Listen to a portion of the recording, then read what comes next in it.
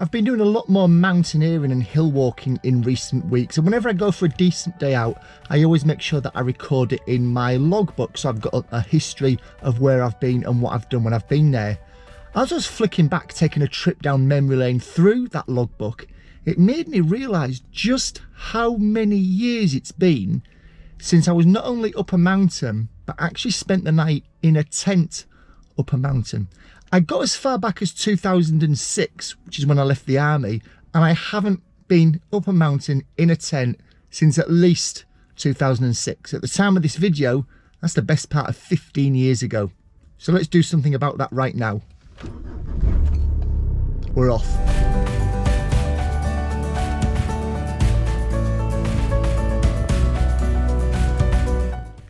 Well, I made it. It's a tad damp underfoot. You probably spotted that on my drive in, the old windscreen wipers came on and that sped up footage. So yeah, it's been running for probably about an hour or so now. And I would say I'm probably about a third of the way up a mountain called Moel Siabod. You might just be able to spot it lurking there in the clouds, in the clag behind me. I'm not actually going all the way up there today. I did that with my son Finley a couple of weeks ago. In fact, I'm going to put up a couple of pictures on the screen now of that peak behind me. In a much drier, warmer, more pleasant day than this evening finds us. That's what it looks like in decent weather. I'm not actually going all the way up. I'm probably going maybe another kilometre, probably a tad underneath that, to an area that we spotted, an area that's very popular with wild campers. There may even be people up there now. Beautiful and flat, relatively sheltered from the wind, depending on the direction, but prevailing wind direction, it's fairly sheltered. And there's also some quite interesting old slate huts there for workers. Obviously, times gone past used to work or live up here. So there's some relatively interesting things to look around up there. But this is where I am. That's where I'm going. So unless there's anything else of interest en route, I'll see you up there. A little closer to tonight's location. And I did promise you that I would show you anything else of interest on the way up there. And as we can see, we've got this beautiful, relatively still to be honest considering the altitude, mountain lake here. And if I just come up from there, excuse fingers, but I'm heading to roughly this area here in the middle distance. If I stood here long enough, I might actually be able to see the roofs or the walls of what's left of those old huts and shelters where I'm going to spend the night. But to be honest, they are made from the surrounding landscape, so they are the perfect camouflage, unintentionally, but certainly very hard to see unless you A, know exactly where you're looking, or B, are pretty much on top of them. They blend in beautifully. So it'd be great to spend the night here, but that wasn't the plan. No shortage of water, but equally I'm guessing, given the rainfall we've had and knowing that there is a stream right next to those huts, there'll be no shortage of water where I'm heading to either. I've just come up over a small rise on that track, and there is home for the night. And for those of you that are thinking, where? Note to self, now in editing suite, I'm going to zoom in to that structure that you see there. See what I mean about how amazingly well it blends in? Just look at the background, everything around it. And then again, it's now back in the centre of the shot again. Blends in beautifully. I'm binge watching Game of Thrones for about the 5th time at the moment, and it's quite reminiscent of sort of Winterfell or Harrenhal, those kind of old stone buildings. Not on such a grand scale, admittedly, but still. Edging ever closer. Nearly there, folks. I've already said, haven't I, that my intention is to spend a night halfway up this mountain in a tent. I've already said, and you're quite capable of seeing, that it's raining, it's quite damp, it's quite claggy, it's quite misty. So I guess common logic might suggest that the first thing I'm going to do is get the tent up, get somewhere dry to move into. And whilst that might be my train of thought on several occasions, today it's not. And what I want to talk briefly about is the fact that if I'm putting the tent up and that's the only thing that's happening, then that's the only thing that's happening. I can't be in two places at once. I can't be doing two things at once. So if I focused initially and solely on the tent, nothing else is happening. So instead what I'm going to do is I'm not going to put the tent straight up. What I'm going to do is I'm going to collect some water from the mountain stream that's just behind the camera. I'm going to get my stove out. I'm going to bring a mug of water to the boil on a low heat whilst I'm putting the tent up. Once that tent is up, because with all the will in the world, it's going to take me a couple of minutes to do that. Whilst I'm doing that, the water is boiling.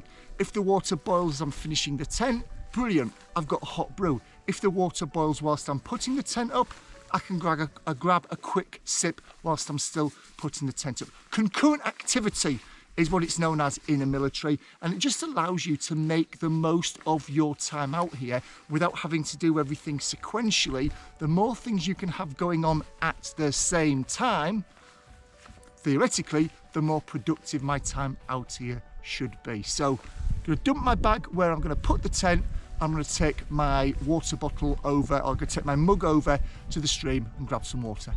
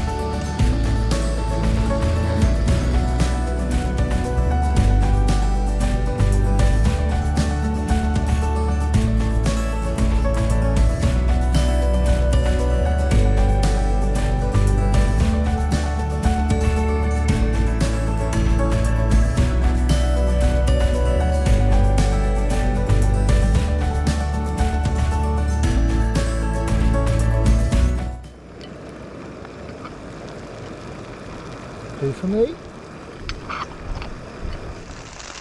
Tent's up, obviously, brews to hand, and I'm just going through the process of getting out of the very, very wet kit, getting in some dry kit, getting into my sleeping bag to get warm, and then starting to get some food on. So, not entirely sure which part of my brain that decided it was a good idea to go out wild camping up a mountain in a tent for the first time in 16 years. Spoke to the other part of the brain that actually looked at the weather forecast. I have to say it's been like a game of Tetris this evening, getting everything sorted out, all done, nothing out of the ordinary, all done. It all comes flooding back, right, a bit like riding a bike. But I have to say that from a certain perspective, a tarp certainly wins out in terms of being able to administrate yourself under it more easily, more efficiently than I think under a tent. But clearly a tarp was completely out of the question, because have you seen a tree for the last couple of hours? No, neither have I. So no trees to set a tarp up from, so a tent it is on this occasion. If you want to maximise your outdoor time by improving your outdoor and bushcraft skills, then click that subscribe button, hit the all notifications bell, and keep watching. Cheers. Something has just happened inside the tent that just reminded me of one of the potential downsides of being in a tent. It sounds like I'm down on tents, doesn't it? I'm not. I'm loving the experience. It's good to get back and brushing off the cobwebs in relation to that. But I was sat in there and I'd been soaking wet outside. I started to get a bit cold. So I got in there, finished off my brew, wet kit off, warm kit on, warmed up really, really quickly, and then realised, yeah, I need to go out and get some more water to make my dehydrated meal. But I could hear rain on the tent fabric. I could hear it there, and I thought, oh no. Do I want to go back out in that? I'm going to have to go back out in that, but I don't really want to go back out in that. Just a few more minutes. Just a few more minutes. Let's see if the rain eases off. And and it didn't sound like it was easy enough. You could hear that sort of patter and the drips on the tent canvas. And in the end, I thought, like, I'm just gonna have to just go out there and crack on, Craig. Unzipped the outer fly, looked out, and it wasn't raining. Stuck my head back in, and you could hear the rain. And it was one of those situations where, because when you're in a tent, your vision is cut off. You can't see out through the fabric, can you? So reliant on what you hear. And what I was hearing was just the odd drip or pitter-patter. If I was out walking and felt that drip or pitter-patter on my face, I wouldn't even consider reaching into my kit to put my waterproof on. You'd just think it was one of those passing high-level showers. You get a few drops, you kind of look up in the sky and think, well, where are the rain clouds? And it goes as quickly as it came along. And that's what had happened here. I was getting the odd drip. Maybe something was being blown off the mountains up there. I want to show you the scenery in just a second. Maybe something was being blown off. Maybe it was just a really high level kind of moisture that was dripping onto the tent. But that's one of the things, I think, when you're in a tent, you are largely reliant on what you hear to determine what's going on outside. Because unlike under a tarp, should I say, in a tent, unlike under a tarp where you can hear and you can see what's going on outside. So it was kind of good on this first trip out again to kind of be reminded, don't necessarily put off doing anything just because what you hear outside could be, off-putting or less than optimal. Could be the wind, and actually when you go outside it's not as windy as you think it is. It could be the rain, like in my case, where actually once you go outside it's not raining. I'm stood here with my down jacket on, which I wouldn't be doing if it was raining. It's a bit wet around the cuffs, but that's only because the cuffs of my base layer are a little damp. But it's a beautiful, beautiful evening. So yeah, just a reminder there for me, and maybe just a reminder for you as well. When you're in a tent, you are cut off visually from your surroundings. You're relying on your ears, and sometimes, like they did with me, they can play tricks on you. Let me show you some of this scenery now that things have cleared up a little bit. There's my tent, Hilleberg Soulo, or Soulo. You know what I'm talking about. Just a pair of salopettes on the top there, just drying off, drip drying. There, up there, up, there we go. That's the peak of Moel Siabod in the centre of the shot there. And that left-hand spur that you can see coming down into the low point in the centre of this frame there, that upwards is a fairly easy scramble that myself and my son did about a month or so ago. I've positioned my tent so that when I wake up in the morning, I should see the sunrise coming up over that low ground over there. You can see got a little bit of a cloud inversion, very, very little bit of it, down in the valley there and down in the valley there. My car is parked, excuse fingers, sort of in this valley here, and I live, let me just get my bearings, I live in that direction there, probably about, from where I've parked my car, on a good day it's probably about a 30 to 40 minute drive into this beautiful, beautiful area here. Very, very lucky. This was one of the reasons why myself and my wife Louise decided that we were going to up sticks from the south coast of England and move to this area here. Lots of other reasons. It's not just so that I can go camping and leave everybody at home. There are other reasons, but this was certainly one of the driving factors behind that. And I'm sure you'll agree,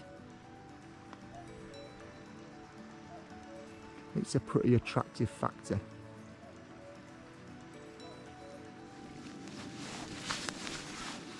For scoff tonight, I have sweet and sour chicken with rice. I've seen lots and lots and lots of channels and blogs and people in the know rave about Expedition Foods in terms of the quality of the stuff that goes in it, the taste of it, and also the high calorific content. And this one meal is 800 calories.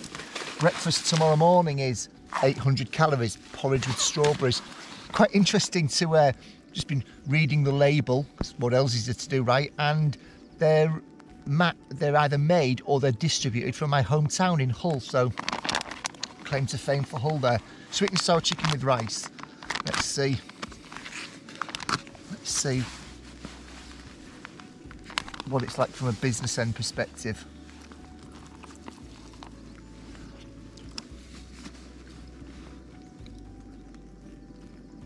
That is not bad at all. If I made that at home and served it up, if anyone made that at home and served it up, I'd be very, very happy to eat that if it had been cooked at home, you know, from scratch. Very tasty. Sweet and sour. That's what it says on the tin.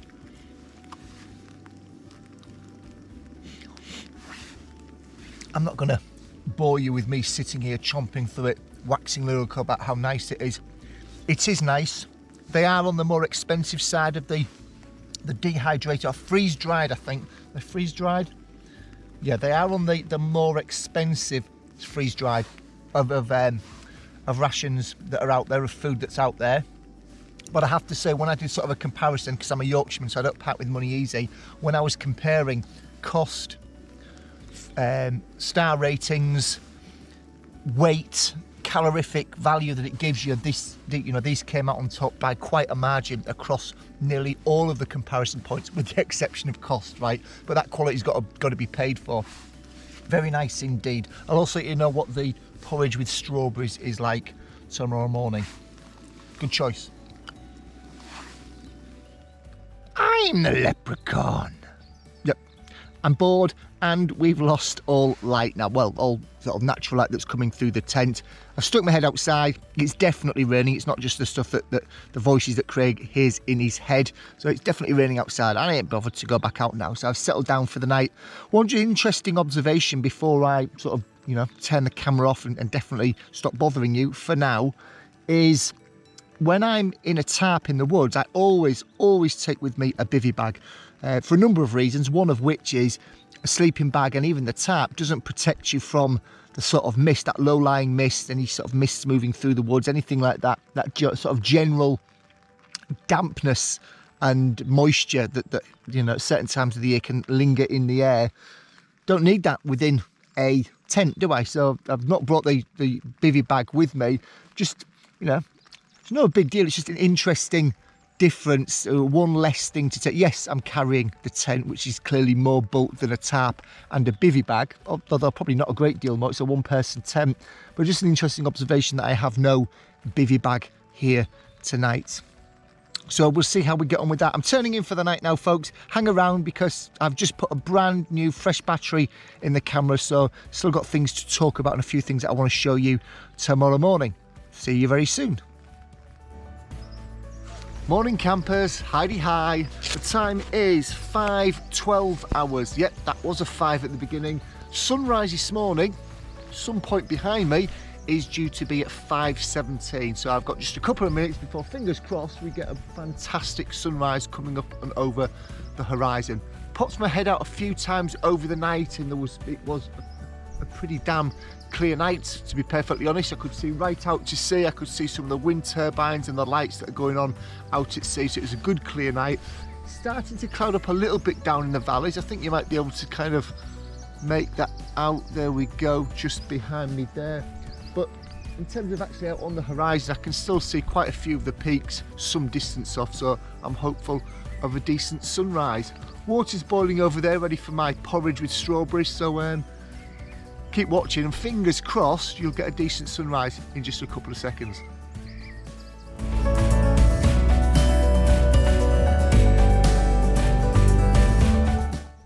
Okay, fair enough, that was a pretty disappointing sunrise, yeah? There's a lot more cloud clearly out on the horizon than I was able to tell at 5, whatever it was this morning. And in fact, as I sort of saw the sun, I could see it. I doubt you've been able to pick it up on the camera, but I could see it. But you can see there's a hell of a lot of haze and cloud between me and it. Unfortunately, I've just finished my porridge with strawberries for breakfast. To be fair, it wasn't really a patch on the sweet and sour chicken for last night's tea. I think that's probably partially down to the fact that I let it go lukewarm because I was faffing round trying to get you folks some decent sunrise footage. Yeah, lukewarm porridge is never good, is it? But lukewarm porridge out on the hill as well, while you're trying to sort of choke it down. But it's in the belly now, it's providing fuel. That box is ticked off. I'm gonna hit the camera now and I'm gonna start packing my gear away, which brings me on to a question for you folks.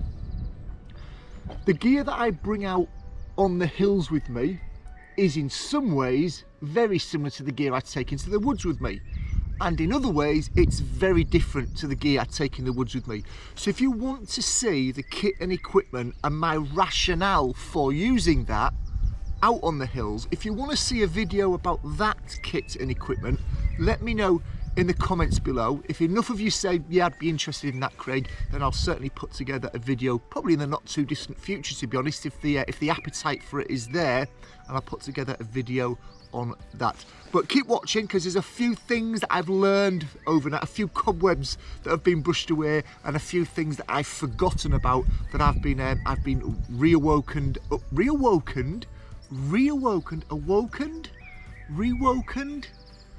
that I've been reminded about during the night and this morning. So keep watching to find out what my lessons learned were from this first wild camping up a mountain in a tent trip for the best part of 16 years. Back with you in just a sec.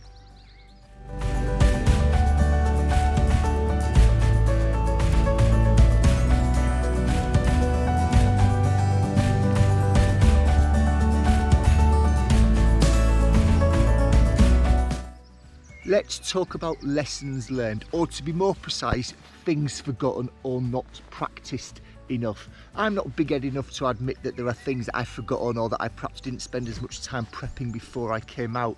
In no particular order, there's quite a bit of kit that is in my bushcrafty type kit that unfortunately is still at home in my bushcrafty type kit. I just forgot to bring it. Was it the end of the world for an overnighter? No, not by any stretch of the imagination. I don't feel overly uncomfortable as a result of not having it. Had I been out for another night and another night and another night, or had I been out for just one more night in the sort of wet conditions that we had late yesterday and through the night, then I think it would have been a problem. Things like no foot powder. Not the end of the world for an overnighter. More wet conditions like this for longer periods of time, it would have been an issue. I've got the foot powder, antibacterial stuff at home in my bushcraft kit. I need to get another pot, transfer it into my overnight mountaineering kit. What else did I forget? Something else to do with feet as well, unfortunately. Oh, my over socks. I've got a pair of Gore-Tex over socks that when I get into the tent, I like to powder my feet, dry my feet, powder my feet, put dry socks on, and then put those over the socks. I can then put my wet or damp boots back on and still walk about camp knowing I've still got dry feet and that water isn't seeping from the boots into the dry socks. Forgot those as well. They're at home. And I also forgot my bivvy boots as well, my quilted bivvy boots. Guess where they are? That's right, they're at home in my bushcrafting gear. So quite a lot of foot related stuff, all unsurprisingly in the same small compression sack at home in the kit that I take out into the woods. So I either need to take that out and transfer it across, or what I'll probably do is just buy duplicates of them so that there's never going to be that issue of when I go out in the woods, they're stuck in my mountain gear. So that's sort of a few things that I forgot there. Not the end of the world for an overnighter, but has real potential to be problematic because it's to do with feet if I was out any longer. In terms of things I didn't practice enough, that's the first time I've ever been out in that Hilleberg Soulo tent, and it stood up well. I'm not going to do a review of it, I'm not going to talk about it in depth because it was one night and it was fairly dry throughout the night, although it was raining when I put it up. So I'm gonna hold off judgment on it for some time yet. I woke up warm and dry though, let's just leave it at that. However, I wasn't happy with the way that it was pitched. I've looked at all the videos, I've read the guides and so on. I've practiced putting it up at home in the lounge, making sure I know what order to put the poles in, and practicing wrapping the pole attachment fabric around the pole twice to strengthen it and so on. What I didn't practice at home is actually pegging it out, and the reason I didn't is because that's a freestanding tent, so you don't need to peg it out. However, I strongly suspect that the reason that one side of my tent was just flapping in the wind while the others were taut was possibly down to me not pegging it out during the process. All the poles are in the right way. I confirmed that as I was taking it down. I double checked they're all in the right sleeves. Everything was clipped over as it's supposed to be. The only thing I can put it down to is the fact that I didn't peg it out at home, and I didn't peg the ground sheet. I didn't peg the footprint out when I got here, because you don't have to. Lesson learned for next time. So I think one of the things that I will do in the coming days before I go out again, pick a decent day, take it out to the park and practice making sure that I can get that pegging process sorted out and get those nice taut edges, tight edges to the tent fabric itself. Didn't cause me a problem last night. Had it been windy last night and the amount of moisture in the air, I suspect we'd have had quite a lot of water ingress or condensation build up, sort of water ingress on the inner fly. So a few things to take away from a remembering perspective and a learning perspective moving forwards. If you've enjoyed watching this video, then please do hit that subscribe button. A couple of videos are appearing up on the screen now that are in the same sort of ilk as this, but not out in the mountains. Hope you enjoy watching those, and I shall see you in my next video very shortly. Take care, stay safe.